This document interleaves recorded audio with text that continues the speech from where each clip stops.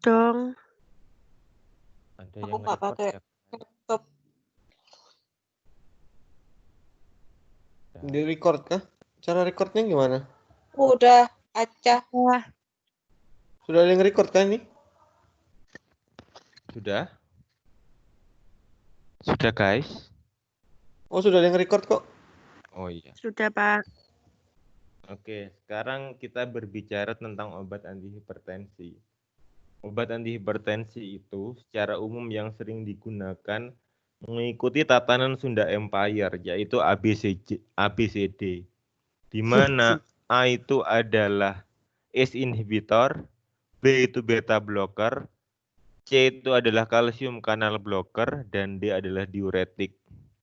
Di mana obat-obat tersebut itu yang sering digunakan pada hipertensi. Nah, selanjutnya obat antihipertensi itu apa? Obat antihipertensi itu adalah senyawa yang dipergunakan untuk pengobatan hipertensi. Hipertensi itu kondisi tekanan sistol lebih besar dari 160 mmHg atau tekanan diastolnya lebih besar daripada 90. Hipertensi sendiri dibagi menjadi 3, ada yang ringan, moderat, dan berat. Di mana kalau ringan tekanan diastolnya itu adalah 90 dan sistolnya 104 mmHg. Lalu untuk moderate 105 sampai 115. Untuk yang berat lebih besar daripada 115 mmHg.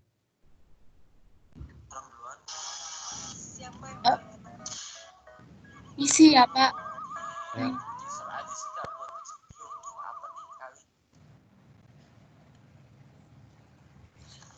Pak Hilmi, Kenapa? misi saya mau tanya, saya kan yang nge-record, itu ke-record nggak ya? Teman-teman bisa bantu nggak? Soalnya Yang di record tulisannya Aca. recorder pending. Udah direkod Yang record aja. Aca. Apa?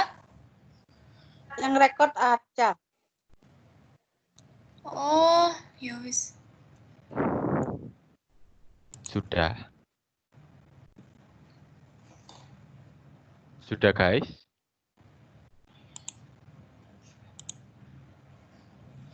Halo? Udah Pak. Oh sudah. Bisa Pak. dilanjut? Bisa. Bisa dilanjut. Bisa. Nah, Nah, saya lanjutkan. Hipertensi sendiri dibagi menjadi 2, yaitu ada hipertensi esensial atau hipertensi primer dan hipertensi sekunder. Nanti kalian kalau misalkan sudah ngambil farmakoterapi, nanti ini pasti akan ditanyakan apa itu hipertensi primer, apa itu hipertensi sekunder. Saya di sini tidak membahas penyakitnya, tapi membahas tentang obatnya. Nah, untuk obat hipertensi sendiri itu pada dasarnya yang umum digunakan ada berbagai macam mekanisme. Ada dia yang bekerja pada korteks cerebral atau di bagian otak, ini anggaplah otak manusia. Ada di bagian hipotalamus dan ada di pusat vasomotor. Contoh obatnya yang di korteks cerebral adalah obat anti-ansietas. Untuk yang di hipotalamus itu adalah senyawa simpatolitik. Dan untuk yang di pusat vasomotor itu ada hidralazin. Lalu ada yang bahas membloknya ada di ganglia SNA atau sistem nerve afferent. Contoh obatnya adalah golongan pemblok ganglion. Lalu ada yang bekerja pada ujung saraf simpatik. Itu adalah anti-adrenergik. Kalau ada di reseptor simpatetik itu adalah alfa dan beta blocker. Dan yang ada di hemodinamik adalah diuretik. Jadi kalau misalkan ada obat yang golongan ACE inhibitor, dia akan memblok proses pembentukannya angiotensin 1 menjadi angiotensin 2. Halo? Kok di tempat saya tulisannya bad network quality ya? Apa, Pak? Suara saya masih terdengar? Terdengar, Pak. Dengar, Pak. Putus. Tunggu sebentar. Ini soalnya tulisannya sudah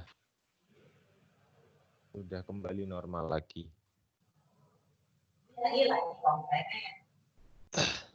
Nah, untuk obat penekan simpatetik itu ada senyawa yang bekerja pada efek sentral.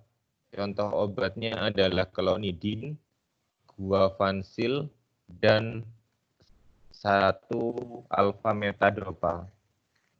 Ada obat yang bekerja pada sistem saraf sentral dan perifer. Contoh obatnya adalah serbuk Raufolia serpentina yang mengandung reserpin dan reserkinamin. Selanjutnya ada senyawa yang memblok transfusi saraf dari efektor. Contoh obatnya adalah beretium fosfat dan kroni-kroninya. Ada yang memblok beta adrenergik. Kalau pemblok beta adrenergik itu yang belakangnya LOL. Ada acetylol, atenolol, bisoprolol, metaprolol, dan kroni-kroninya. Juga ada yang memblok dari alfa adrenergik. Contoh obatnya yang sering digunakan adalah prazosin, doxazosin, pokok yang belakangnya bunyinya sozin. Itu biasanya dia bekerja pada alfa adrenergik. Lalu ada obat yang menghambat monoamin oksidase. Contoh obatnya adalah pargilin HCl. Dan ada obat yang dia sebagai vasodilator.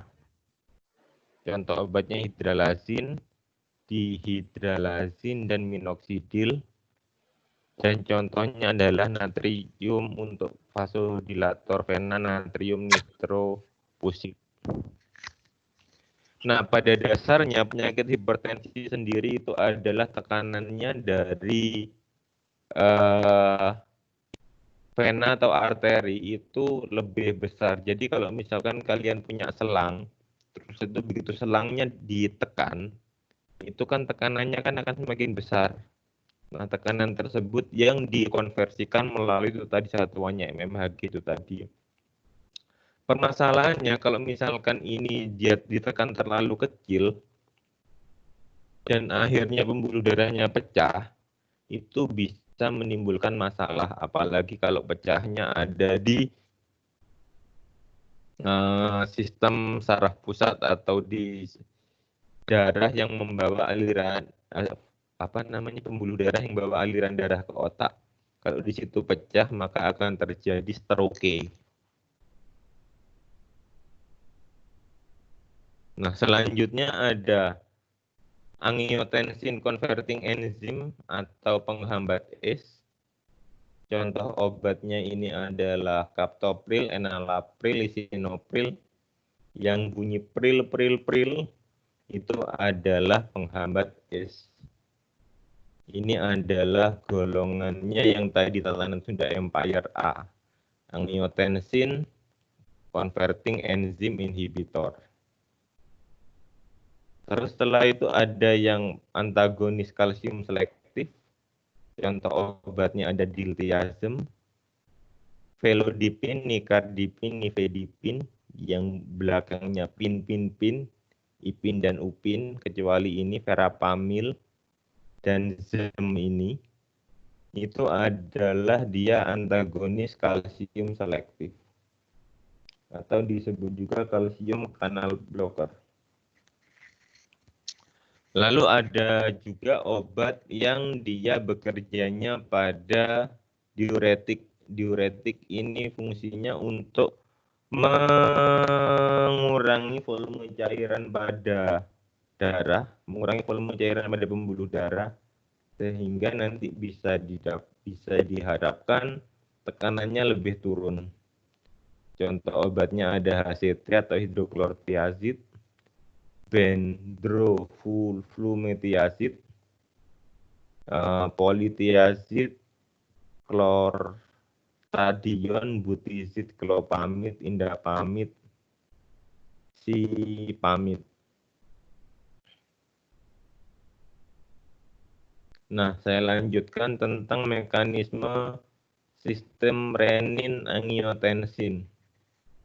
Jadi di sini ini adalah reseptor ACE. Reseptor ACE sendiri itu kalau misalkan ada angiotensin di sini dan dia apabila bertemu namanya renin, dia akan menghasilkan angiotensin 1. Untuk angiotensin 1 akan apabila bertemu dengan enzim ACE2 itu akan mengubah menjadi angiotensin 2. Nantinya angiotensin 2 itu akan menghasilkan sekresi aldosteron.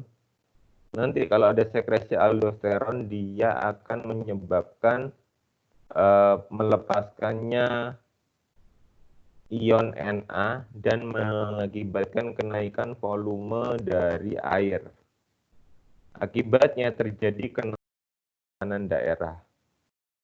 Terus setelah itu mekanisme yang kedua, dengan dia dilepaskan aldosteron akan menyebabkan vasokonstriksi pada pembuluh darah sehingga dapat menyebabkan kenaikan tekanan darah. Nah, E sendiri itu diperoleh dari adanya bradikinogen. Kalau misalkan S-nya itu selalu dihambat di sini, otomatis kan kadar reninnya kan tinggi. Nanti bradikinogennya tinggi, begitu kadar bradikinogennya tinggi, dia akan menyebabkan terbentuknya bradikinin. Bradikinin sendiri adalah reseptor dari batuk. Jadi, kalau misalkan ada pasien yang diberi ACE inhibitor, lalu pasien tersebut mengalami batuk kering, ini terjadi karena ACE inhibitor juga menghambat proses terbentuknya proses meningkatkan banyaknya bradikinin, sehingga kalau bradikininnya masuk ke sistem saluran pernapasan, dia bisa menyebabkan batuk kering. Nanti kalau dilepaskan bradikinin akan menyebabkan penurunan tekanan darah. Nah, renin sendiri, renin yang ini,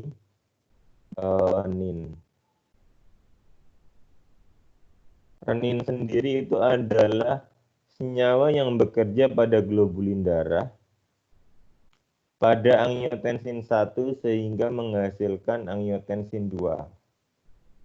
Kalau misalkan ketemu dengan angiotensin converting enzyme atau disebut juga dengan ACE, nanti senyawa tersebut akan diubah menjadi angiotensin 2.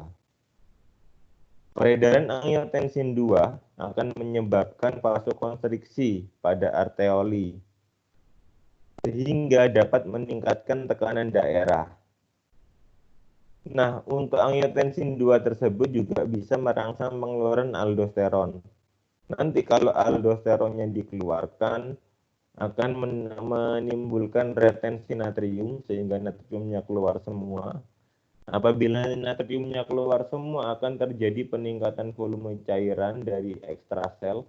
Jadi cairannya yang ada di ekstrasel itu semakin banyak karena itu tadi Na-nya dikeluarkan semua dan menyebabkan tekanan darah menjadi tinggi. Untuk senyawa antihipertensi bekerja pada sistem humoral berdasarkan mekanisme kerjanya dibagi menjadi 2, yaitu ada yang menghambat dari ACE inhibitor dan antagonis reseptor angiotensin 2. Jadi di sini obatnya ada yang menghambat pada ACE inhibitornya,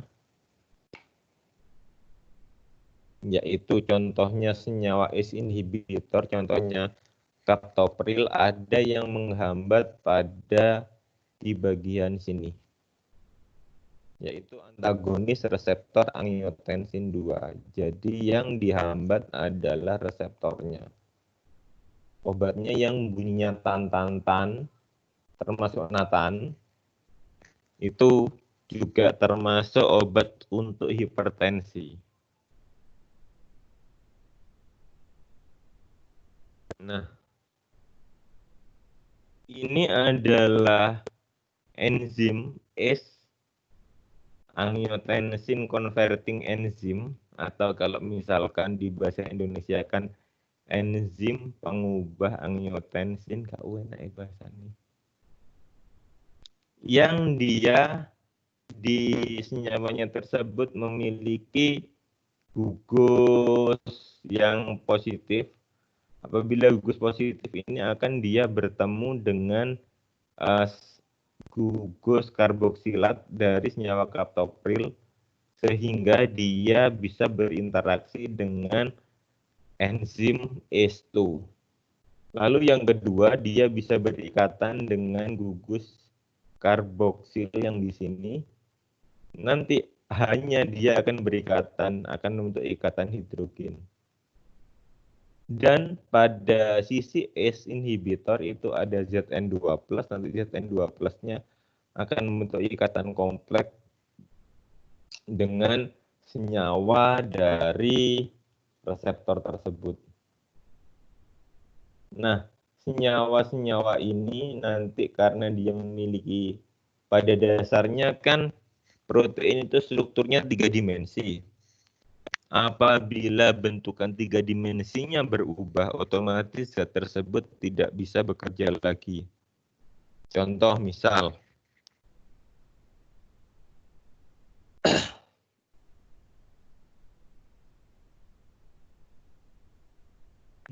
mana ini? Apabila di sini saya punya resep, ini ada katakan untuk substratnya, yang di sini adalah enzimnya. Nah, apabila ini bentukannya berubah menjadi seperti ini,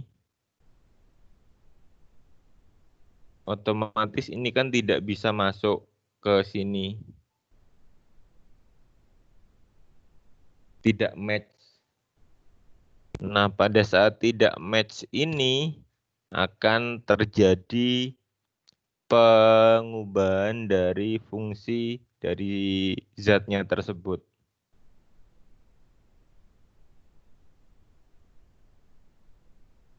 Sehingga apabila dia berikatan dengan senyawa aktif, karena ini ditambahi senyawa di sini, nah kan dia kan bisa narik. Nah, apabila dia ditambahi pengganggu di sini, maka dia tidak akan sama dengan reseptornya. Apabila dia tidak sama dengan reseptornya, berarti senyawa tersebut tidak bisa bekerja seperti awal mulanya. Jadi kalau misalkan ini misalkan enzim ACE,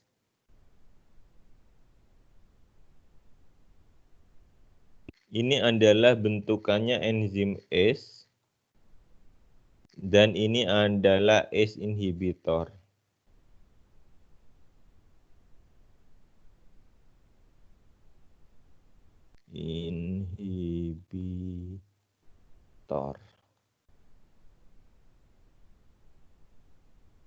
Nah, apabila dia berbentuk kompleks dengan ACE inhibitor, jadi di sana ada ikatan protein dengan ligannya itu adalah obatnya atau ACE inhibitornya, maka strukturnya akan tidak sama dengan struktur awalnya. Nah, ini adalah contoh, ini adalah reseptornya pada penjelasan reseptornya pada gambar tadi, di mana gugus karboksil akan membentuk kompleks dengan zinc yang dapat berupa ester karboksilat bebas, contohnya lisinofril, atau membentuk ester etil, contohnya enalapril, pierindopril, remipril, delapril, quinapril, dan kroni-kroninya. Ini untuk memperpanjang masa kerja dari obat tersebut. Lalu kita bisa membentuk bentukan prodrug. Jadi dalam tubuh akan terhidrolisis menjadi senyawa yang bentuknya aktif. Lalu ada gugus-gugus yang lain untuk meningkatkan lipofilitas dari senyawa, sehingga distribusi obatnya akan menjadi lebih baik. Lalu untuk senyawa antagonis reseptor 1, obat ini baru bekerja secara selektif sebagai antagonis reseptor AT1. Reseptor AT1 ini di sini. Nah, cara kerjanya reseptor AT1 itu adalah dengan memblok sumber atau jalur sintesis angiotensin 2. Sehingga kadar reninnya juga akan turun. Terus angiotensin 2 dan aldosteron pada plasma itu juga akan menurun. Sehingga terjadi penurunan tekanan darah. Obat ini tidak bekerja sebagai penghambat ACE. Ingat, bukan ACE inhibitor namanya, tapi angiotensin reseptor, antagonis reseptor angiotensin. Antagonis reseptor angiotensin 2.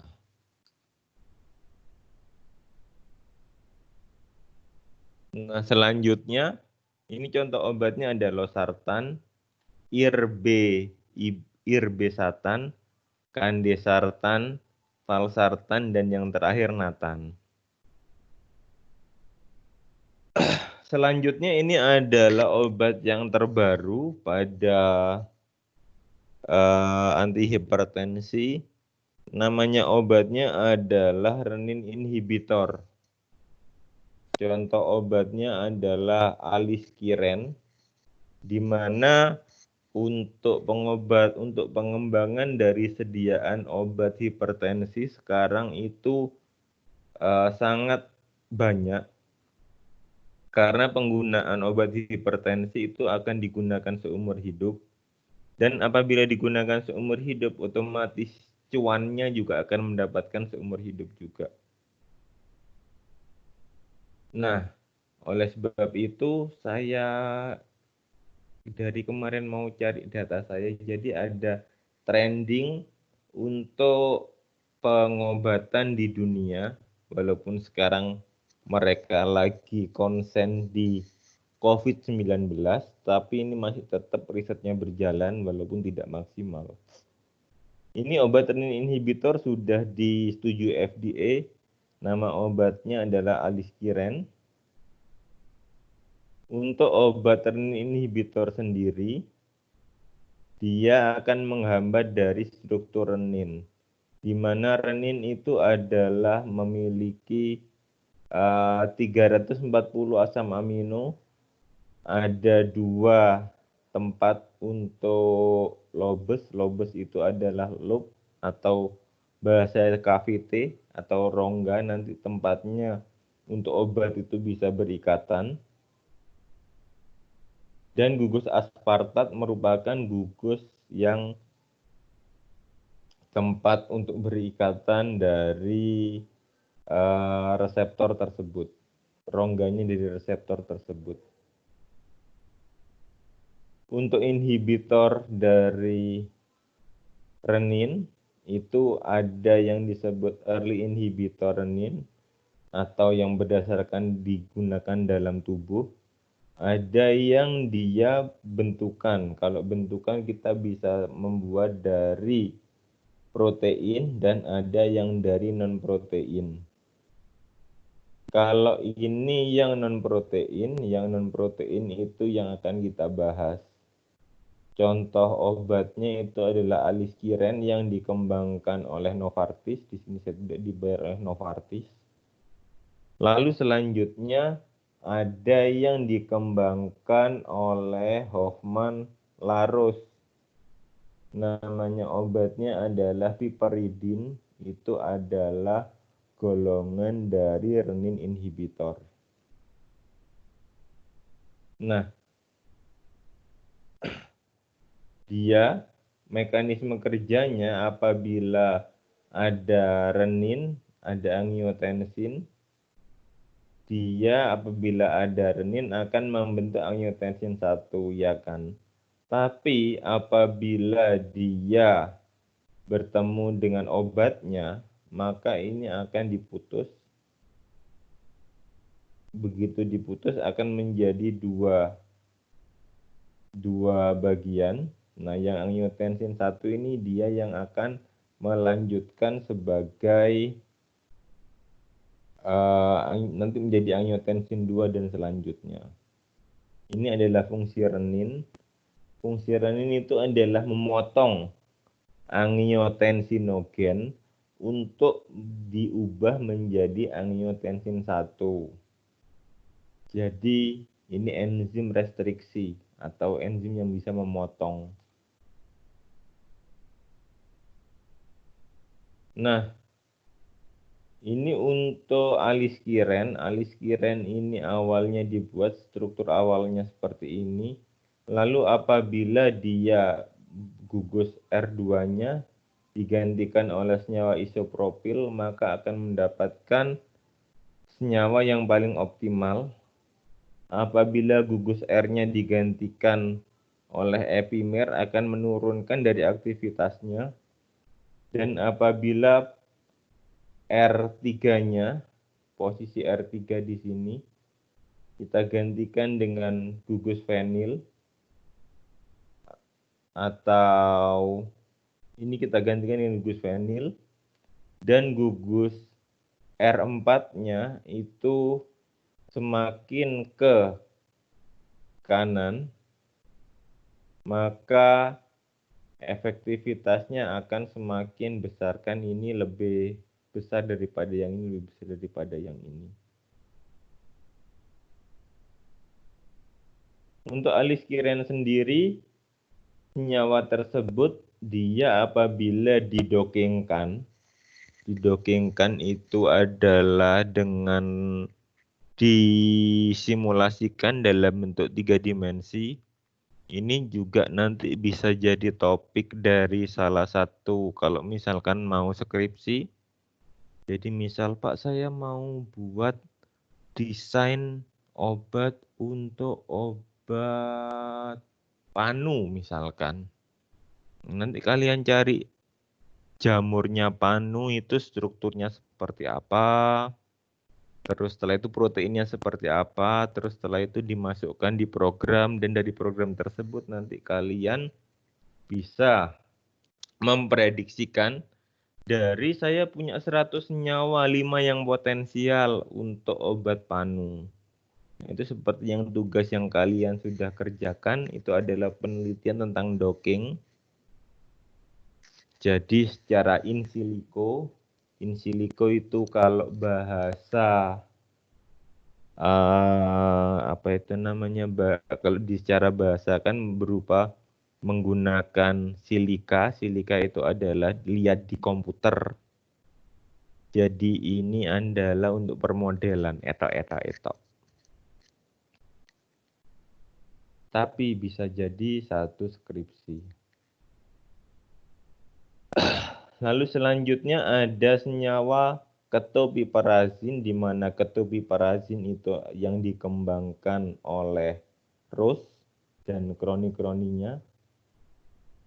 pada senyawa ketopirazin dia hanya mengikat 1 tirosin 14 di bagiannya di bagiannya renin tadi.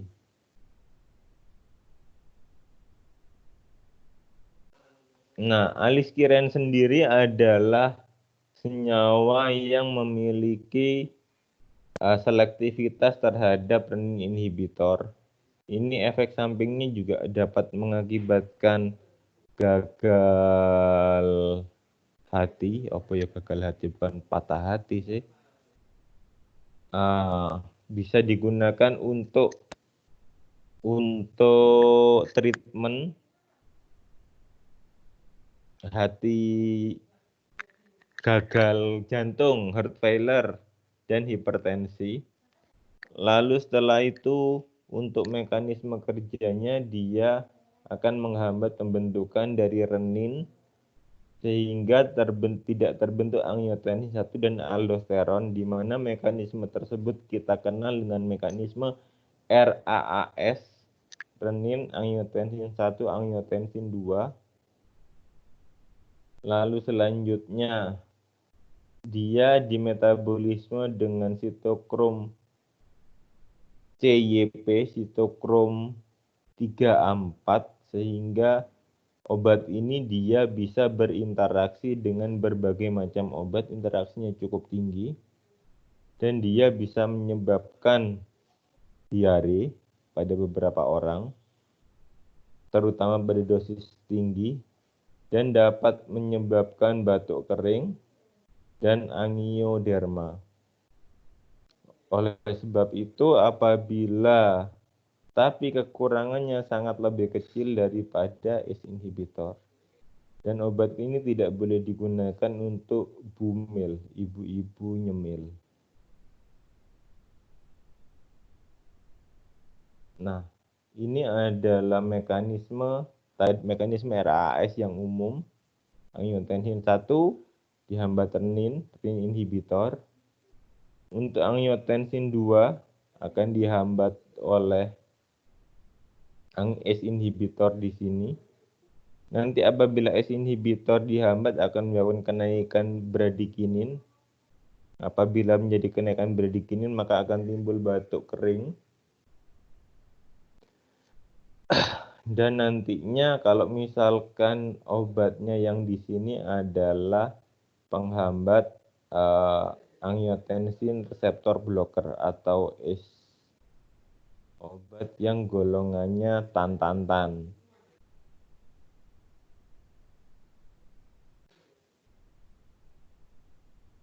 Ini adalah mekanisme dari sistem angiotensin.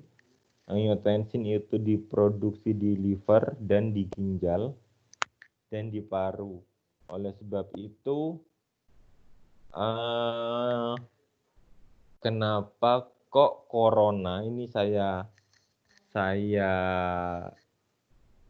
loncat ke penyakit corona. Penyakit corona itu menyerang di paru karena corona itu dia mempunyai reseptor ACE2. Nah, jadi kalau misalkan ada corona itu akan berikatan dengan reseptor ACE2.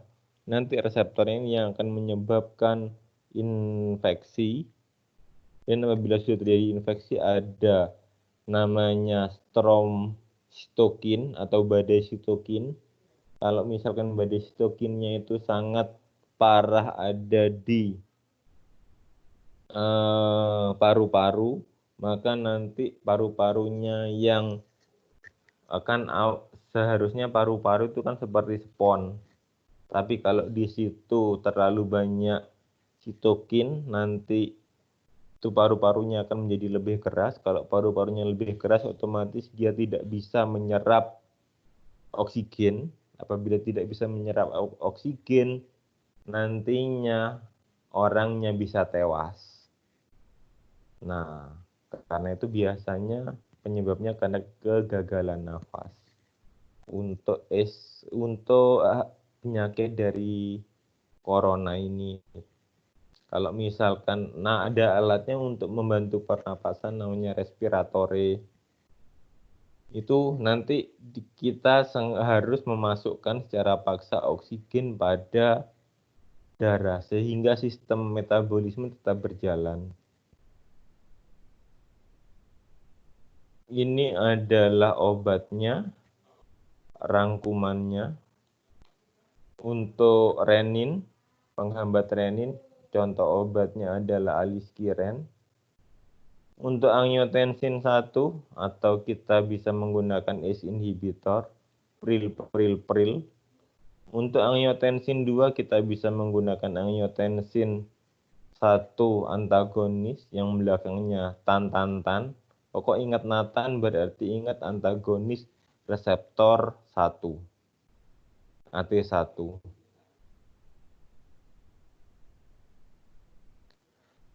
Oke guys, terima kasih. Ada pertanyaan?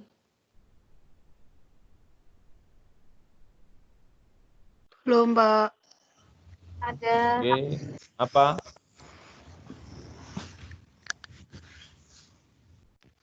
Siapa tadi yang mau tanya?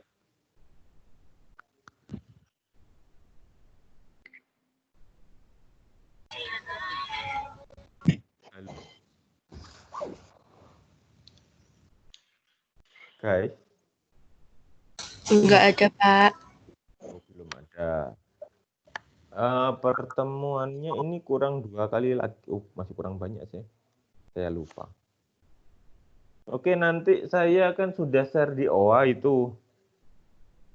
Ada program.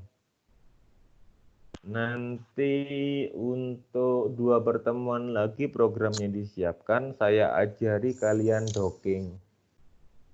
Apa Pak? Ajarin apa? Docking. Pak Ilmi, Iya. itu installnya gampang.